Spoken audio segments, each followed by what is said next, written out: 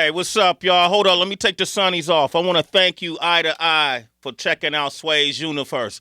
And I appreciate it. We got so many videos we want you to see, so push that notification button for me. Do it now and enjoy the video.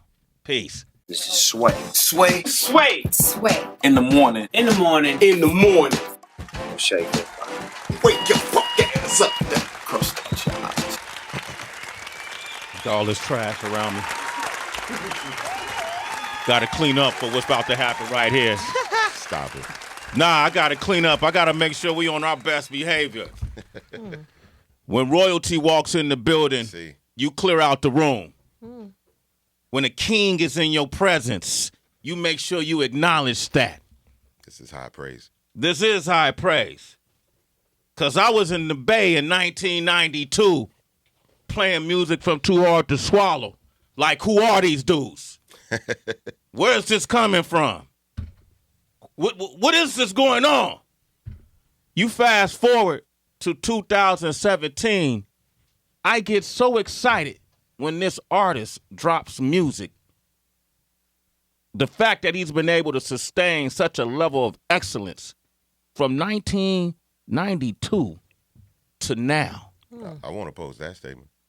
Okay? When you have your conversations, if you're not mentioning his name, I always say this about certain MCs, it's because you're not informed. And when you're not informed, there's a word for that called ignorant. Now, I don't mean it in a negative connotation. It just means you got to dig a little deeper. When he just released Game Time not too long ago, we played it 3 or 4 times the first day it came out. And I said, listen to his voice. There are certain voices in the game, whether it's a Ice Cube from back in the day, a Chuck D, a KRS-One. There's certain voices in the game that will forever resonate. Uniqueness, even Flavor Flav. Jesus. Take it. He has that voice. This man is a father, a grandfather. He has an amazing wife who's a writer. Should have her own book probably. She ain't did it yet. I don't know why not. This man is a professor. This man is a CEO. Jesus. This man is a leader. This man is a friend. He's a brother. Welcome him to the show, the one and only Bun B. Well, play that at my funeral, babe. Play that at my funeral, babe. For real. Man, man. We playing this in your life. Right. That's what I'm talking why about. you here. Bun, how you been, He just gave me my roses. That's real. Yeah, no, well, I Gave have me to my say, flowers. That's real. I appreciate that. I'm doing it while you here. I got to tell you this. I have to tell myself, be humble. Yeah. Well, you know. Be humble.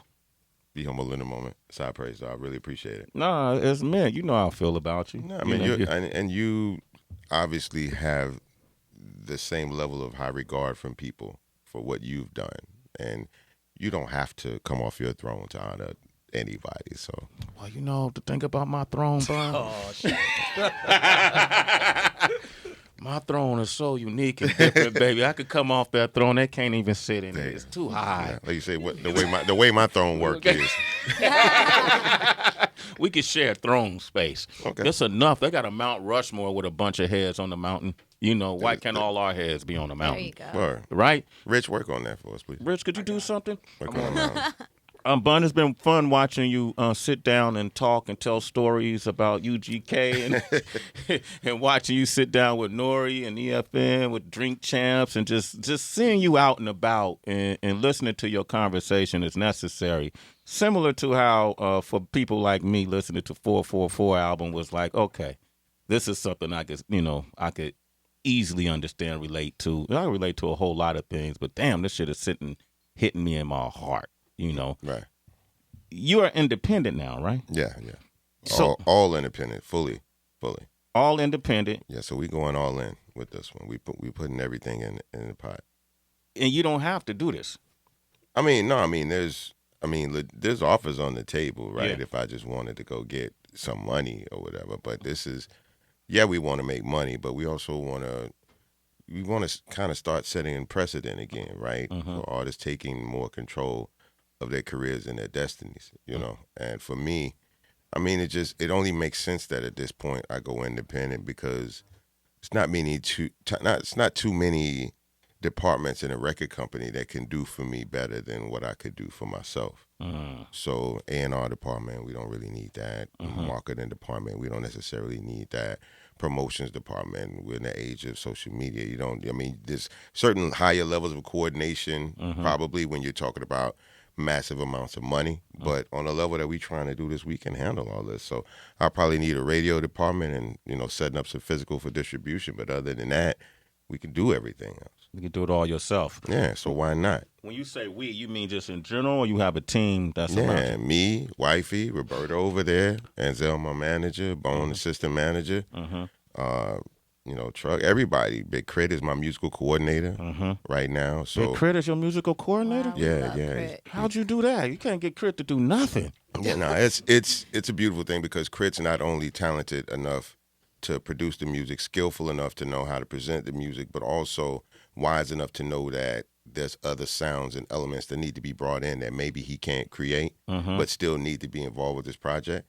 So he's, wise enough to bring other producers in, to bring other sonic elements that we need to complement the project. So I gave him full range to do the whole thing and do it how he wanted to do, but he chose not to be selfish and like spread the love around and make sure we had as well-rounded a project as possible. And we have 50 songs right now, and we're still recording. Like I'm waiting on a folder now. From KRIT? Yeah, for some more music. Hey, KRIT. Yo. Y'all funny. Y'all funny. When you gonna send them that folder, KRIT? It's a good thing I wasn't lying on the man. Goddamn, this would have turned into some Jerry Springer shit. Nigga, I ain't sending you no folder. What you talking about? Nah. Ladies and gentlemen, we got Big KRIT on the line. Y'all funny. Hey, man. We had to make it special, man. I woke that man up, man. That's tight. Bun coming in, we got to do. KRIT, what does it mean for you to have this much creative freedom over a project by someone like Bun B? That's like that. I'm sure when Teddy Riley got to work with Michael Jackson, or this is my no ID right here. This your no ID, right? Super honored, man. It's one of those things where, just as far as the music, and early we even went to do country shit with Bun and working with him. It was like just paying homage, and I've always been a fan, and I grew up listening to the music and understanding, and they made it cool to be Southern and be country. And so for me, it's like just wanting to put my all into the music and the project, and again, not wanting to just, I'm gonna produce it all myself. Like, no, there's so many aspects, and it's so important as a body of music and the story that he wants to tell. That it's like, let's go as far as we can sonically, and working with some of the young people and then incorporating the live instrumentation and seeing how far we can take it. And, the concepts and the ideas that he have, it puts me in a position where I want to go the distance. So it's just, I want to be a part of it. I tell you that all the time. You feel me? Have you had I'm just trying to imagine telling Bun B, hey, can you do that verse over? Can you write something else? That's when the Muse comes in. We refer to my wife as Angela. They say that's funny. He just called you Angela. We'll talk about that later. Okay. I'm sorry. Because everybody calls her Queen. Nobody ever calls Queen. I apologize. This is funny, okay. funny. More funny than you. And I'll tell you later. Okay. But so what happens is that whenever KRIT does want to say something and doesn't know how to really address it, then he'll go to the Muse and to like, I feel like he should do this different, or I want to go somewhere else and try a different mic. Like, how do I do this? And then she'll just be like, Bun. And then it's, no, it's kind of like, no, don't do it like that, But it's, and I give him free rein to come up and say anything. But I understand that there may be, room where he doesn't feel appropriate telling me, certain things, but it's necessary. So that's why the Muse is always in the room. The Muses sound like another word for the boss is always in the Well, the Muse, the general definition for the Muse is the inspiration. Yes. But yeah, you were right. Yeah, just in this instance, it means boss. Right. Okay. It means boss. KRIT, is there any pressure? I mean, I know you guys everybody's established. You made your mark. Your legacies are sealed. But it's Bun B. So how do you how do Bun B? And I want to ask you this too. And who is Bun B in 2017 moving forward? Because the album is going to be called Bernard. Right. And so what are we going to learn about you that we don't know? I mean, a lot, you know. A lot of what you see, a lot of what you heard is me presenting my best side of myself. It's not a full picture of who I am. It's not a, how do I say this? It's not a wrong picture of myself. It's just not a complete picture. And, you know, as I grow older, like when I was younger, I told everything. And now I have a family. I try to keep certain things private and to myself. But there now has to be a different level of transparency. The culture has grown. The culture has matured. The culture is populated and kept alive by young people. But the culture as a whole is at a very mature level. We're further and farther than we've ever been as a culture. We basically how do I put this? We've insinuated ourselves kind of into every facet of life now, right? Hip hop sells everything. Hip hop is a part of everything now. So, but hip hop is also grown and matured, and we have to look at hip hop different at 44 as a culture than we did at 18. There's a different level of responsibility. There's a different level of knowledge. There's a different level of resources that you have available to you. So when you're young, you don't really have great studio time. You're just making music, right? And it was very raw out there. But now at 44, things have to be presented a certain way. I can't do and say things in the same way that I said when I was 18 because I'm not who I was when I was 18. You know what I'm saying? Now, you can get these hands like you got them when I was 18. You're still doing that, right? If necessary. But but that's not like the most of me, right? Then when I was younger, that was the most of me. Like now, that's the least of me. That's far from the best of what I have to offer in this world. And also on the other side is I'm not just an OG to people on the street. I'm an OG to entertainers and people like KRIT too. Yeah. So there's a moral obligation I have to people that have always come to Bun B and always come to UGK for information and game and shit to live by. I still have that obligation. So that's what I really wanted to do with the Bernard album is talk to people on a first name basis, not by their street name, not by the colloquial term that people refer to them by. I wanted to break this. This is an album where I'm talking to you on a first name basis. I like that, man. You know what I'm saying? So that's why I named it Bernard. We're getting deeper than just Bun B because Bun B is deep, a very complex side of myself. But then Bernard can be even more complex and even more deeper. So can I start calling you Bernard? I would appreciate it if you would.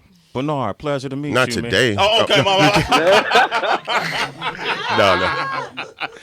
KRIT, you know, I think it was off the epilogue trilogy, the Stop Playing joint. Was that with the one with that was me and Royce. Royce and Redman. I felt, man, that was produced by Static Selector too. Produced by Static Selector, Shade 45's very own. I thought that was such an amazing collaborative record song. Right. KRIT, who would you like to see Bun B collaborate with? Man, it's hard to say because the OG, I enjoy hearing the OG kill records by himself.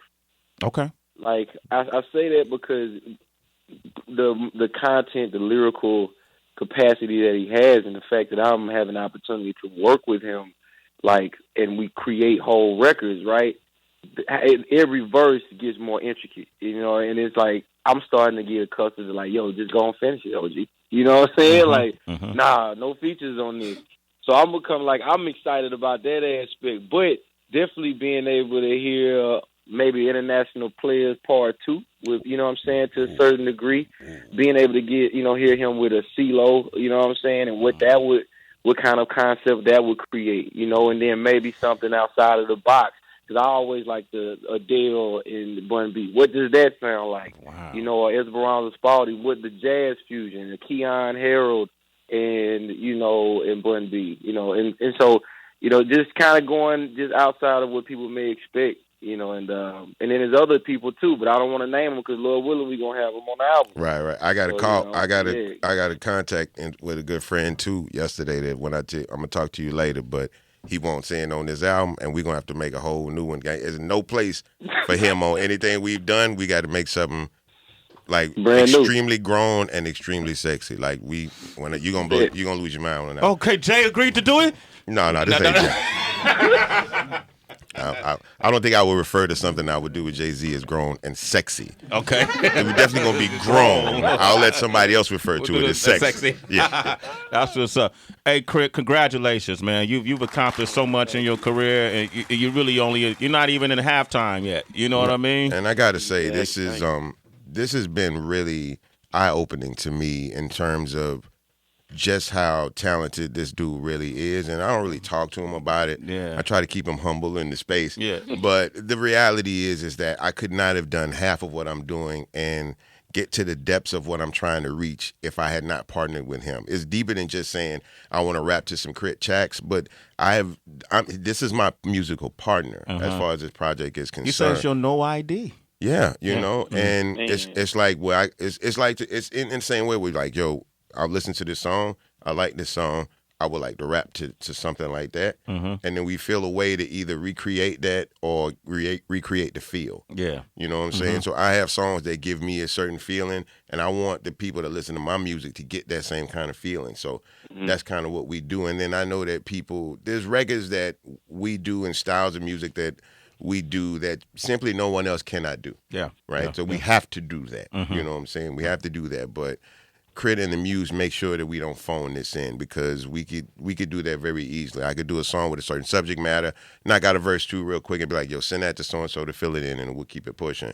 But the Muse and KRIT have been like, nah, actually, I think, and then to be honest, we're not getting what we want when we do that, right? Yeah. We're not getting to the meat of it, because then it goes from being something on my experience to someone else's experience in that moment. And not saying that it's not a good experience, but it's better for me to complete these thoughts than to let someone else try to complete these thoughts. And that's what's going to be the essence of Bernard. Wow, man. More just total authenticity, right? As much as possible. As much as I just want to be as vulnerable as, you know, I don't want to put nobody else's business out there, right? Yeah. I'm ready and willing to open myself up and put my shit out there for people to see, but I got to be careful not to expose anybody else's lives if they're not ready to go there yet. So, for example, if you had health issues we didn't know about, we might like mental health issues. Yeah, definitely dealing with a lot of anxiety, depression, which pretty much everyone in the industry deals with, but no one in the industry really wants to talk about, because again, it's that vulnerability that, as from the community aspect, right, from a cultural aspect, we've been raised not to show. Yeah. Like, not even really privately, much less publicly. And then to stand on a public platform where everybody wants to hear great things and see great things about you, and to basically pull the curtain back on the Wizard of Oz is something that most people ain't really ready to do. And they ain't going to do it until they get a real example of how to do it. So as the OG, this is one of the bullets we got to bite. We got to show niggas how to deal with it. And when Pimp died, I tried to show people how to mourn, how to grieve, how to let that shit out. Real men cry. Don't get it twisted. That type of thing. But this is like, yo, every day is not going to be a good day for you. You know what I'm saying? You know, and we're dealing with a lot of self-medication in the hood. Yeah. A lot of people are dealing with PTSD and don't even realize that that's what it is. The environment that they live in and the things that they're exposed to are not what people should see on a daily basis. And a lot of people are deeply traumatized and don't know it. And that's where a lot of this pill addiction comes from right now. And the alcoholism and the drug use from a lot of people in the cities is trying to mask the pain and numb the pain and deal with what they've seen. And you know, people go to bed at night and it's not all good. Millions of people, especially in our community, go to bed at night and it's not. How could you get a good night's sleep when niggas are shooting at 3, 4 in the morning? You know, it's you know, rest is key, right? So if you're not getting enough rest, you're dealing with all this trauma. This shit is a path to disaster. And I just want to start the conversation in the hip hop community about this shit, you know? And everybody's not dealing with things on a major level, but nobody has their shit together completely. Nah. And we got to start walking it to each other and be like, well, how you doing, man? I'm good, man. Ain't you know? Shit. And actually today, being real, it's not good today. Like, I'm having a bad day. And that's the only way you can get through a bad day is by letting people know you're having a bad day. Otherwise, you're just going to end up fucking other people's days up or fucking somebody up. Yeah. And that's not healthy. We said that this morning. You know, having half good, half bad day. 50-50 day sometimes, you know. If you're lucky. For some people, if you're lucky, it's 50-50. Yeah. You know. All right, KRIT, I'm going to let you go, brother, but congratulations on everything, man. I appreciate you, man. Thank you so much. I appreciate it, man. I appreciate it too, OG. Definitely, man. I'm excited, man. Big KRIT, man. All right, if y'all need me for anything, KRIT, just reach out, man. I think this will do. Okay. All right, let's play that game time. Bun B is here. 888-742-3345. We got a world premiere by Bun B coming up next. It's Sway in the morning, only on Shea 45.